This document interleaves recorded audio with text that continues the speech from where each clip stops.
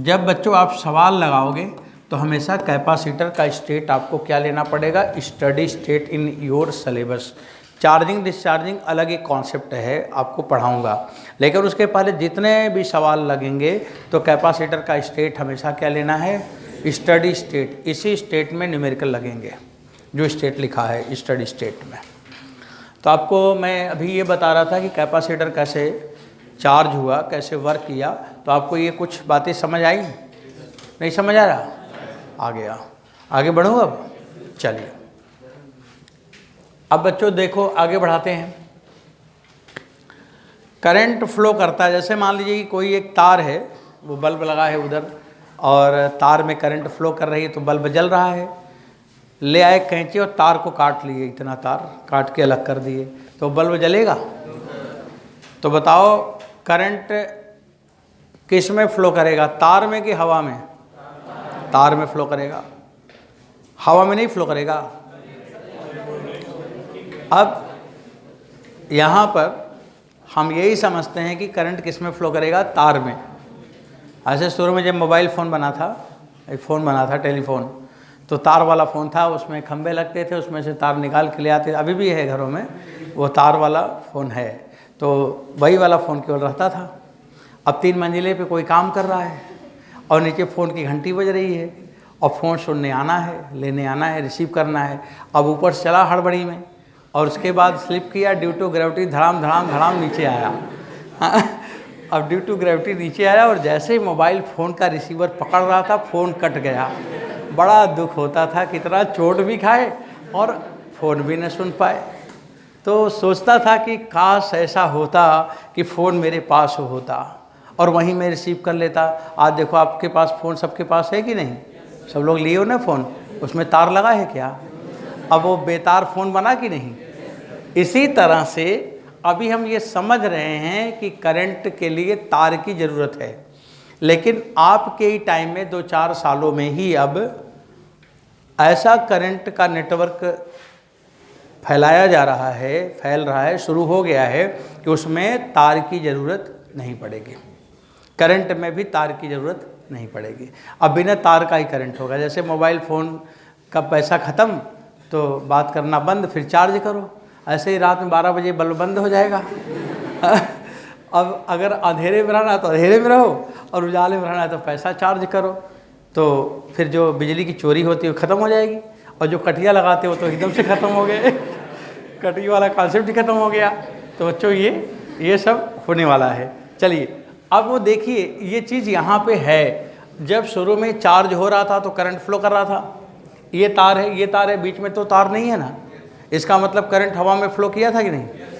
तो अगर कोई पूछे करंट हवा में फ्लो करता है, बोलो हाँ। बोले कहाँ एग्जाम पे ले? बोलो कैपेसिटर में करंट तो हवा में ही फ्लो किया था, तभी तो करंट इसमें चल रही थी। बच्चों इस चीज़ को बहुत पहले देखा था, और किसने देखा था? मैक्सवेल ने। इसको मैक्सवेल ने सोचा था और इसलिए इसका नाम क्या पड़ा? Maxwell current. इसी को क्या कहते हैं? Displacement current. लास्ट में एक चैप्टर आता है इलेक्ट्रोमैग्नेटिक वेव, तो उसकी मैं सारी चीज़ को पूरे फिजिक्स में जगह जगह पढ़ा देता हूँ, उसको कभी नहीं पढ़ाता। उसको उस दिन केवल आपको बताता हूँ, देखो इसको तुमने यहाँ पढ़ा था, इसको तुमने यहाँ पढ़ा था, अब देख लिए ना सब, अब जाओ घर आराम करो, यही बोलता हूँ। तो इलेक्ट्रोमैग्नेटिक वेव में ये टॉपिक है जिसको हम कहाँ पढ़ा रहे हैं? यहाँ पढ़ा रहे हैं। उसमें डिस्प्लेसमेंट करंट आता है कि क्या है? तो डिस्प्लेसमेंट करंट यही है जो कैपेसिटर में करंट फ्लो किया। अब बच्चों यहाँ पे मैं लिख रहा हूँ displacement current. Displacement current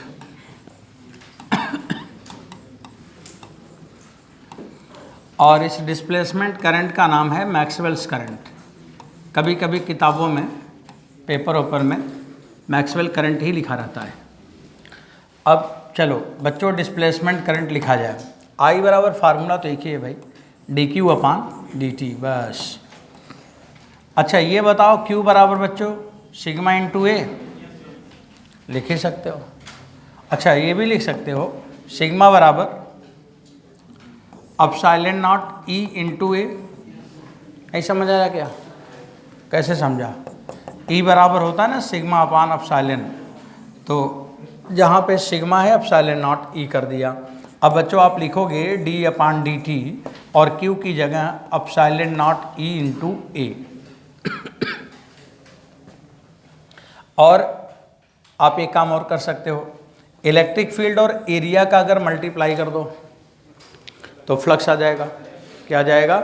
flux आ जाएगा, इलेक्ट्रिक फ्लक्स आ जाएगा। तो ID बराबर डिस्प्लेसमेंट करंट बराबर एप्सिलॉन और d फाई अपान dt। जैसे आप पढ़ते हो मैग्नेट में, याद होगा इंड्यूस करंट को पढ़ा है कि इंड्यूस्ड करंट आता है due to rate change in magnetic flux. तो वहाँ पे इंड्यूस करंट आता है rate change in magnetic flux, और यहाँ पे डिस्प्लेसमेंट करंट आता है rate change in electric flux.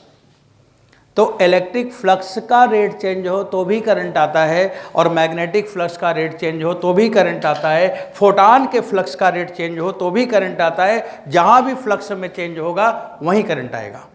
तो करंट कितना भी, हीट का फ्लक्स चेंज होगा तो करंट आएगा, वेलोसिटी का फ्लक्स चेंज होगा तो करंट आएगा। तो करंट के आने का कारण क्या है? फ्लक्स का चेंज होना। जहाँ भी फ्लक्स में चेंज हुआ करंट आएगा, चाहे जो फ्लक्स हो। तो यहाँ पे इंड्यूस करंट नहीं है। कौन सी करंट है? डिस्प्लेसमेंट, तो इलेक्ट्रिक फ्लक्स, और इंड्यूस करंट होता तो मैग्नेटिक फ्लक्स। तो हमारा इलेक्ट्रोस्टैटिक पूरा मैग्नेट के पैरेलल है। जब मैग्नेट पढ़ाएंगे तो आप देखोगे कि एक दिन में पूरा मैग्नेट में पढ़ा सकता हूँ, क्योंकि इलेक्ट्रोस्टैटिक के केवल पैरेलल में चीज़ों को दिखाना है, बस टाइम इसी में लगना है, आगे कोई टाइम नहीं लगता। तो यहाँ पे डिस्प्लेसमेंट करंट पूछे तो ध्यान रखना है, इसलिए फोकस किया जा रहा है बच्चों की, इसे ध्यान देना, पूछा जाता है। अब एक तरीका और है लगाने का, इसके प्रैक्टिकल में जब हम एक्सपेरिमेंट की बात करते हैं तो देखो इसमें क्या है, एरिया को पहले कर लो, एप्सिलॉन नॉट ए को पहले कर लो। अब यहाँ पे क्या हो जाएगा? d/dt। जब हम एक्सपेरिमेंटली अगर मान लो कि हवा में करंट फ्लो कराना चाहते हैं, इस दोनों दीवार के बीच में मैं करंट फ्लो कराना चाहता हूँ, तो मैं क्या करूँगा? इलेक्ट्रिक फील्ड को बदलूँगा। जब इलेक्ट्रिक फील्ड हम यहाँ बदलते रहेंगे तो करंट हमें मिलता रहेगा। तो करंट को पाने के लिए क्या बदलना है? Electric field. और अल्टरनेटिंग सोर्स है तो इलेक्ट्रिक फील्ड हरदम बदलता रहेगा और हरदम करंट फ्लो करता रहेगा। तो IIT खड़गपुर में इसका सेंटर है, वहीं पे रिसर्च हो रहा है, और 18 साल से हो रहा है, बहुत दिन से हो रहा है। अब वो प्रैक्टिकल हो चुके हैं पूरे, अब उसको नेटवर्किंग में लोग डालना चाह रहा है। तो देखना धीरे धीरे ये चीज़ें बदल जाएंगी, दुनिया बदलता हुआ दिखेगा इन सब से। अब बच्चों एक सवाल आपको लगाना है, इसी जगह एक सवाल लेना है आपको। जल्दी से क्वेश्चन नोट करो। लिखा गया, फॉर फ्लक्स बच्चों फाई बराबर 2t² माइनस 4t और +6। अच्छा एक बात बताओ, इलेक्ट्रिक फ्लक्स की यूनिट बच्चों, इलेक्ट्रिक फ्लक्स की unit volt meter. Volt meter पढ़ाया होगा कहीं पे। E/ds, वोल्ट पर मीटर इंटू मीटर स्क्वायर, तो वोल्ट मीटर आया। मैग्नेटिक फ्लक्स की यूनिट वोल्ट सेकंड, और इलेक्ट्रिक फ्लक्स की unit volt meter. Electric magnet में स्पीड का रिलेशन है, बस इलेक्ट्रिक को मैग्नेट बनाना है, मैग्नेट को इलेक्ट्रिक बनाना है, स्पीड का रिलेशन है। एक में स्पीड से मल्टीप्लाई कर दो या तो ये स्पीड से डिवाइड कर दो, खट से इलेक्ट्रिक से मैग्नेट में कूद जाओगे। इधर वाला चैप्टर उधर वाले में शिफ्ट हो जाएगा। बस ये कला होना चाहिए बदलने का, एक ही कॉन्सेप्ट पे पूरी फिजिक्स चलती है। अब बच्चों ये वोल्ट मीटर है, यहाँ पे लिखा है। अब आपसे पूछा कि फाइंड डिस्प्लेसमेंट करंट, नाम दिया जाएगा डिस्प्लेसमेंट करंट, टीचर पूछेगा, डिस्प्लेसमेंट जरूर लिखेगा। Find displacement current eight t बराबर 2 सेकंड। क्यों बच्चों, लगा लोगे ना? हाँ शाबाश। अब आप लोगों ने I निकाला, क्या निकाला? एप्सिलॉन नॉट d∅/dt, ये वाला। अब इसका डिफरेंशिएशन करोगे तो 4t माइनस 4 और t का मान 2 है, तो 8 - 4 बराबर 4, तो you get 4 epsilon not. Epsilon not की वैल्यू, हाँ 8 पॉइंट भी लिख सकते हैं, 8 पॉइंट ना लिखो तो 9 ही लिख लो। 9 × 10⁻⁻12, तो 336 × 10⁻12 एम्पियर। 8.8 से इसको ना यहाँ अगर लिखना होगा तो यही लिखा जाएगा, 9 ही लिखा जाएगा। ये रिजल्ट हो गया, राइट। अब आपको डिस्प्लेसमेंट करंट तक की बात हो गई, यहाँ तक की बात हो गई। अब बच्चों टाइप ऑफ कैपेसिटर तो आप जान ही गए। अब अगला चीज़ है हम कैपेसिटेंस कैसे निकालें। क्या करना है? To evaluate capacitance of capacitor. अगला line, to evaluate capacitance of capacitor.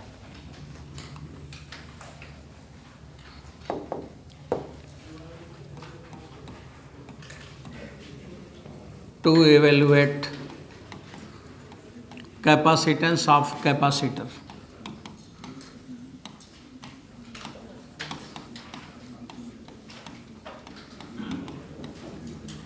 Capacitor की कैपेसिटी निकालने के लिए आपको वर्किंग प्रोसेस क्या है, क्या काम करोगे, काम क्या करना है, अब उसको मैं थोड़ा पॉइंट वाइज लिख रहा हूँ। बच्चों पहला काम क्या होगा? अगर C निकालना है तो सबसे पहला काम है supply, supply charge to any one of its plate, to any one of its plate. मैंने क्या कहा है? चार्ज सप्लाई करना है दोनों प्लेट पर कि एक प्लेट पर? एक प्लेट पर। To any one of its plate, केवल एक प्लेट पे चार्ज को सप्लाई करना है। तो लिखा है supply charge to any one of its plate. पहला काम है चार्ज देना। दूसरा काम क्या है? Electric field between plate, electric field निकालना है। Electric field between plate, electric field between plate by, दो प्लेट के बीच में इलेक्ट्रिक फील्ड निकालनी है। कैसे निकालें? कूलाम के लॉ से निकालें कि गॉस थ्योरम से निकालें कि दोनों में कोई भी लगा लें? दोनों में कोई भी लगा लें नहीं, कूलाम का लॉ नहीं, केवल और केवल गॉस थ्योरम। पेपर में पूछा जा चुका है कि कैपेसिटर के बीच में, प्लेट के बीच में इलेक्ट्रिक फील्ड निकालने के लिए यूज करते हैं कूलाम लॉ, गॉस लॉ, दोनों में कोई भी। तो आंसर है केवल गॉस थ्योरम, कूलाम लॉ नहीं लगता यहाँ। तो बेस्ट लिखा है electric field between plate by Gauss theorem. ये आपके एग्ज़ाम में आता है और इसीलिए टीचर पूछता है कि पढ़े होंगे तो जानते होंगे, नहीं तो हवा में तीर चलाएंगे। थ्योरी के सवाल यही सब हैं जो बीच बीच में निकल रहा है कि आप निकालोगे कैसे निकालोगे? गॉस थ्योरम से निकालोगे, electric field by Gauss theorem, ये लिखा है एनसीईआरटी की किताब में। अब तीसरा नंबर है potential difference between plate, potential difference between plate. बच्चों हमें प्लेट के बीच का पोटेंशियल डिफरेंस निकालना है। प्लेट बाई V बराबर minus E D R, E dot D R, ये पोटेंशियल डिफरेंस निकाल लेंगे। ये फार्मूले का यूज़ करना है, ये ऐसा ही आपको याद रहना होगा। कौन सा चीज़ लगाएंगे, कैसे लगाएंगे, ये पता होना चाहिए। बच्चों 3 बात हो गई। हाँ, चौथी बात ये है कि जो पोटेंशियल डिफरेंस आप निकालेंगे, PD माने पोटेंशियल डिफरेंस मस्ट बी, होना चाहिए पॉजिटिव। ये नेगेटिव में होना ही नहीं चाहिए, ये हमेशा होना चाहिए पॉजिटिव, पॉजिटिव ही आएगा। और अगर कभी मान लो नेगेटिव आ रहा हो तो आप समझ जाइए कि आपने कोई बड़ा झाम किया है। नेगेटिव जो आ रहा है उस नेगेटिव को छोड़ देना, नेगेटिव साइन मत लिखना, समझ लेना कि कुछ गड़बड़ी किए हो, नेगेटिव साइन छोड़ के पॉजिटिव लेना। अगर पोटेंशियल डिफरेंस नेगेटिव हो गया, मान लो नेगेटिव हो गया, तो C बराबर Q बाई V में C भी नेगेटिव हो जाएगा। और अगर कैपेसिटी नेगेटिव लिख दो तो वही हाल हुआ जैसे कोई बोले कि इस बाल्टी की कैपेसिटी बताओ, तो आप बताओ -10 लीटर, तो समझ जाएगा ना कि मानसिक विकलांग है। तो इसलिए डेल्टा V नेगेटिव नहीं होना चाहिए, पोटेंशियल डिफरेंस नेगेटिव नहीं होना चाहिए ताकि C पॉजिटिव आए, नेगेटिव नहीं लिख सकते। अब बच्चों 4 बात हो गई, 5वां बात। अब इसके बाद आप लिखेंगे हेंस कैपेसिटेंस C बराबर Q अपान डेल्टा V। C का मान निकल आएगा। अब कैपेसिटी निकालने का एक तरीका है। जब बोर्ड का एग्जाम देते थे तो टीचर ये पूछते थे कि C कैसे निकालेंगे, डिराइव करो। तो पहले ये लिखते थे, तब नंबर मिलता था। इसके बावजूद भी नंबर सब पा गए हो। चलिए, ये तरीका है, ये काम है। अब बच्चों कैपेसिटर को कैसे निकालेंगे, C का मान, कैपेसिटेंस कैसे निकालेंगे वो जान गया। अब हम एक एक कैपेसिटर को पढ़ना चाहते हैं। तो सबसे पहले कौन वाला लेना है, स्फेरिकल। तो अगला नंबर आता है स्फेरिकल कैपेसिटर। अब आप पढ़ते रहेंगे, अब धीरे धीरे स्पीड बढ़ती रहेगी। बताया था ना कि इलेक्ट्रोस्टैटिक के बाद स्पीड बढ़ती है। अब आप लोग समझते रहें, जहाँ डाउट होगा पूछते रहना। और क्या स्फेरिकल कैपेसिटर,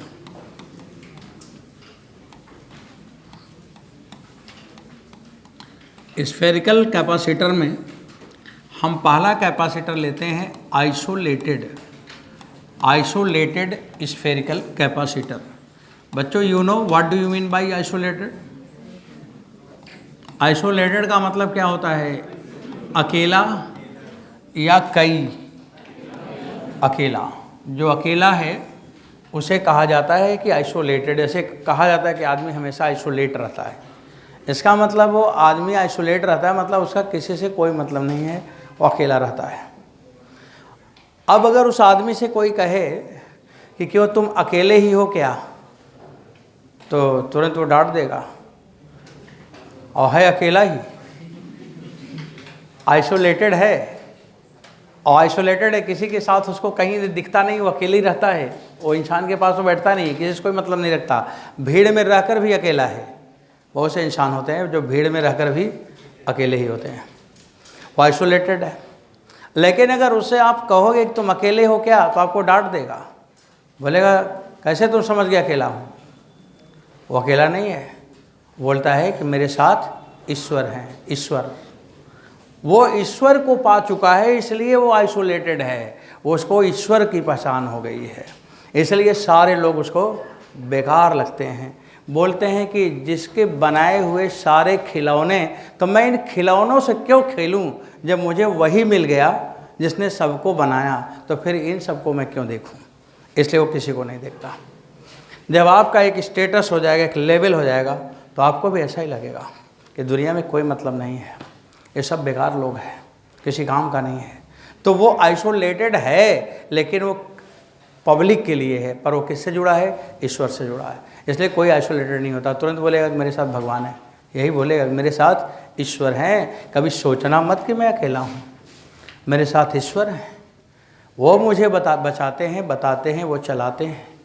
ये फीलिंग का सब्जेक्ट है। अगर आप फील करेंगे तो आपको लगेगा कि वाकई में ईश्वर है, वो सत्य है। तो यही बात है आइसोलेटेड का। तो यहाँ पे मैंने आइसोलेटेड तो लिख दिया, लेकिन बच्चों ये आइसोलेटेड का मतलब हमारे लिए वो आइसोलेटेड है, पर वो एक्चुअल में आइसोलेटेड है वे नहीं। तो दूसरा कौन है उसके साथ, भगवान। और भगवान यहाँ दिखाई देते हैं क्या किसी को? तो भगवान दिखते नहीं हैं, वो समझ में आते हैं कि बड़े दूर हैं। अब बड़े दूर हैं तो कितना दूर हैं? इतना दूर है कि आप निकाल भी नहीं पाओगे। इसलिए उसे हमने क्या माना, इनफाइनाइट। पर हमने कहा था कि कैपेसिटर के लिए 2 प्लेट होना चाहिए। मैंने कहा था, तो मैं कैसे 1 प्लेट लिख सकता हूँ? मेरा सवाल था ना, कैपेसिटर के लिए क्या है, 2 प्लेट रिक्वायरमेंट में लिखा है, तो 2 प्लेट तो होना ही चाहिए। तो 1 प्लेट यहाँ है और 1 प्लेट कहाँ है, इनफाइनाइट पे। हम दूसरा प्लेट इनफाइनाइट पे डालते हैं। अब आपको 1 प्लेट पे चार्ज देना है, तो चार्ज इसको दो ना, उसको देने की क्या ज़रूरत है? तो चार्ज हमें देना है 1 प्लेट पे, तो जो सामने उसी को दे दो चार्ज, उसी को दे दो। ये चार्ज क्यों दे दिया? और इसका रेडियस बच्चों हमने मान लिया स्मॉल ए। अब हमें पोटेंशियल डिफरेंस से डायरेक्ट हमें आता है, तो मैं डायरेक्ट लिख लूँ। यहाँ का पोटेंशियल क्या होगा, V होगा, और यहाँ का क्या होगा, V इन्फिनिटी होगा, और V इन्फिनिटी बराबर 0 होगा। पोटेंशियल डिफरेंस सही है ना, और मस्ट भी नेगेटिव, पॉजिटिव। तो फिर ये वाले में से उसको माइनस करना पड़ेगा। अब हम यहाँ पे लिखेंगे डेल्टा वी बराबर V minus V infinite. V मतलब 1 upon Q upon 4 pi epsilon 1 upon A minus 1 upon infinite. सही है। अब ये बच्चों आ गया Q upon 4 pi epsilon naught A, this is the delta V. अब सी का मान लिख दो जल्दी से, तो सी बराबर हो गया क्यू अपान डेल्टा वी, और क्यू अपान डेल्टा वी लिखोगे तो 4 पाई एप्सिलॉन नॉट ए आ गया। तो सी बराबर हो गया 4 पाई एप्सिलॉन नॉट वी। सी बराबर 4 पाई एप्सिलॉन नॉट ए। ना तो क्यू पे डिपेंड किया, ना तो वी पे डिपेंड किया, उसकी ज्योमेट्री पे डिपेंड किया। हो गया जी।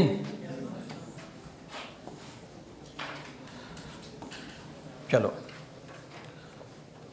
अब बच्चों आगे बढ़ते रहेंगे। देखिए अब आगे क्या लिख रहा हूं। तो सी बराबर क्या लिखा मैंने, 4 पाई एप्सिलॉन नॉट ए।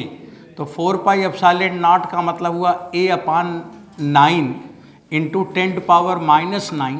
10 पावर माइनस 9 का मतलब नैनो फैरड। क्या हुआ, नैनो फैरड। अब एक एग्जाम्पल आया।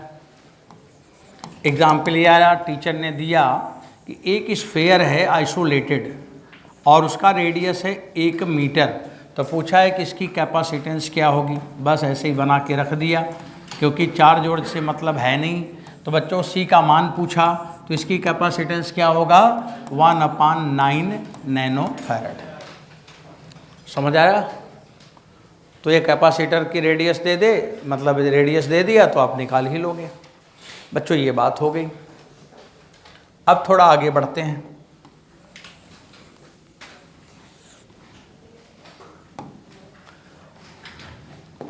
अब अगर यहां पे मैं लिखूं earth like capacitor, earth like capacitor, तो earth like capacitor, earth like capacitor मतलब conductor of resistance equal to radius of earth. Earth like capacitor का मतलब क्या समझते हो, अर्थ, हाँ अर्थ नहीं, अर्थ जैसा, अर्थ नहीं है, अर्थ जैसा है। अर्थ कैपेसिटर नहीं होता, अर्थ लाइक होता है। लिखा ये है कुछ किताबों में अर्थ कैपेसिटर लिखा है। और यूपी बोर्ड के पेपर में एक बार मैंने देखा था, सवाल भी लिखा था, और उसमें लिखा था कि अर्थ कैपेसिटर की कैपेसिटी लिखो। हैं, अबे अर्थ लाइक को लाइक उड़ा के सवाल पूछ लिया, और बच्चे आंसर भी लिखे थे, नंबर भी पाए थे। तो अर्थ लाइक होता है मतलब यहाँ पे है कंडक्टर ऑफ रेडियस। बच्चों conductor of radius equal to R E, R E माने अर्थ रेडियस। अब आप यहाँ पे इसकी कैपेसिटी जब लिखोगे ना, तो ये ऐसे लिखोगे। अब सी बराबर क्या लिखोगे बच्चों, ए अपान 9, तो 6.4 इंटू 10 पावर 6 अपान 9 इंटू 10 पावर माइनस 9। इसको जब मल्टीप्लाई करोगे कितना, 711 माइक्रो फैरड। 19 कहाँ से आ गया जी, 9 है, हाँ। तो ये वैल्यू आएगा 711 माइक्रो फैरड। ये किताब में लिखा है, ये वैल्यू सबको याद रहता है। अभी किसी से पूछोगे अर्थ कैपेसिटर की कैपेसिटी बताओ, किसी से पूछना तुरंत बोलेगा 711 माइक्रो फैरड। बोलोगे अर्थ कैपेसिटर का बता, बोलेगा 711 माइक्रो फैरड। बोले अर्थ कैपेसिटर का बता, बोलेगा 711 माइक्रो फैरड। अर्थ ही वो जानता है, क्योंकि वो अर्थ नहीं है, वो किताब में गलत प्रिंट है, अर्थ लाइक है। अर्थ की कैपेसिटी अगर फिक्स होती तो कितना दिन का अर्थ है अब तक चार्ज लोगों के घरों में टहलता है। इसका मतलब उसकी कैपेसिटी फिक्स होती तो चार्ज बाहर आने लगता कि नहीं। तो इसलिए वो अर्थ नहीं है, अर्थ लाइक है वो। ये अर्थ लाइक लिखा है। अब अगर ये लिखा जाए अर्थ कैपेसिटर, यहाँ बगल में लिख रहा हूँ, अर्थ कैपेसिटर भी लिख रहा हूँ। अर्थ कैपेसिटर, अर्थ भी कैपेसिटर है, वो गलत नहीं, अर्थ कैपेसिटर नहीं है, लेकिन अर्थ वो है जिसका पोटेंशियल क्या हो जाए, जीरो, और C बराबर आ जाएगा Q/ΔV, तो C गोज़ टू इन्फानाइट।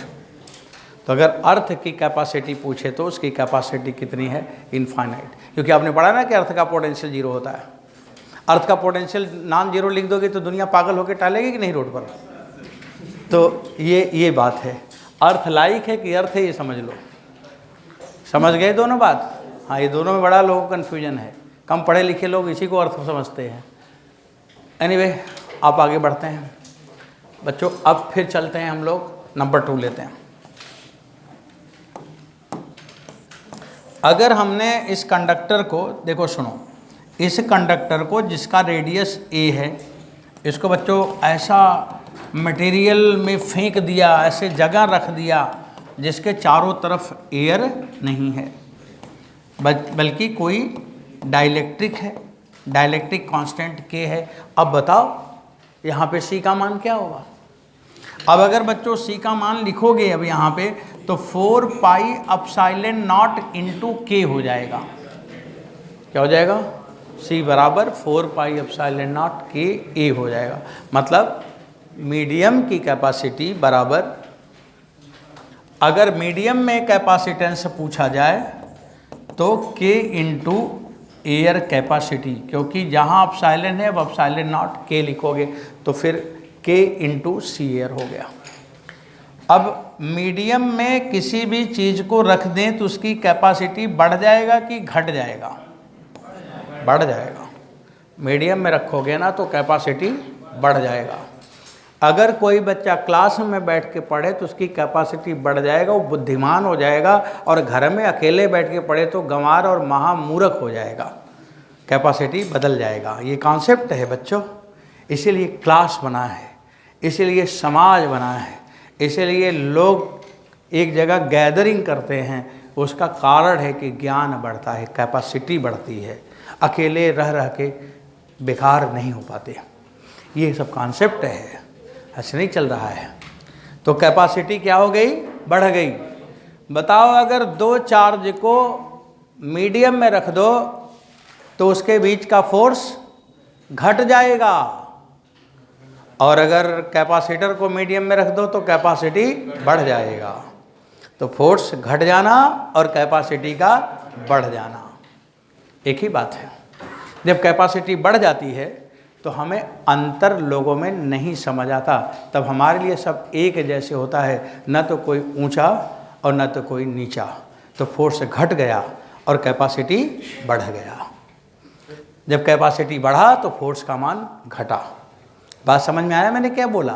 गुलाम ला क्या कहता है कि मीडियम आएगा तो फोर्स घटेगा, और फैराडे क्या कहता है मीडियम आएगा तो कैपेसिटी बढ़ेगा। दोनों में अंतर आया? एक बोलता घटेगा, एक बोलता बढ़ेगा। वो बोलता फोर्स घटेगा, ये बोलता मीडियम की कैपेसिटी बढ़ेगी।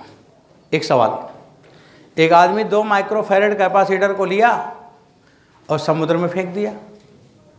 कैपेसिटर को लेकर कहाँ फेंका? समुद्र में। तो बताओ उसकी कैपेसिटी क्या हो गई? 2 माइक्रोफैरेड रही, इन्फिनिटी रही, 0 हो गई, या 162 हो गई? 162 हो गई। कई लोग इन्फिनिटी लिख के चले, बोले समुद्र में फेंका ना, तो क्या वो समुद्र में पानी पीने गया था कि इनफाइनाइट हो गया? समुद्र का के पानी, पानी का के 81 इंटू कर दो, आया आंसर। समझ गया? तो समुद्र में कैपेसिटर को फेंकोगे तो कैपेसिटी घटेगी कि बढ़ेगी? बढ़ जाएगा। कितना हो जाएगा? 81 इंटू 2। आप ही के एग्जाम का क्वेश्चन है कि 2 माइक्रोफैरेड कैपेसिटर को समुद्र में फेंक दिया गया तो उसकी कैपेसिटी कितनी हो गई? तो 162 हो गई। समझ आ रहा? चलिए, अब ये इतना बात हो गया। अब बच्चों तीसरी कहानी आती है। ये कहानी तो हो गई। अब इसमें आपने क्या लिखा? के इंटू कर दिया।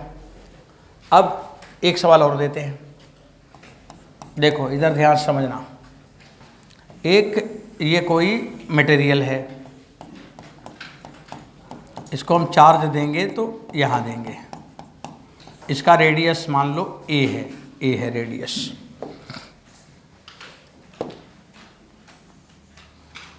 आगे, इसके आगे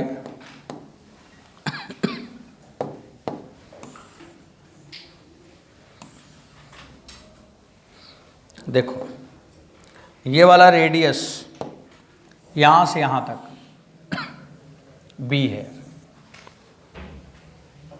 और इसका डाइलेक्ट्रिक कांस्टेंट K1 है।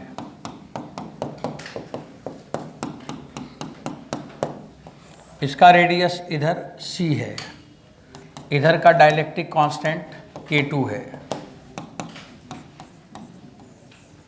अब पूछा है कि c का मान क्या होगा। अभी आपने जो पढ़ा था उसमें उस कंडक्टर के चारों तरफ एक ही मीडियम था और चारों तरफ इन्फिनिटी तक एक ही मीडियम था।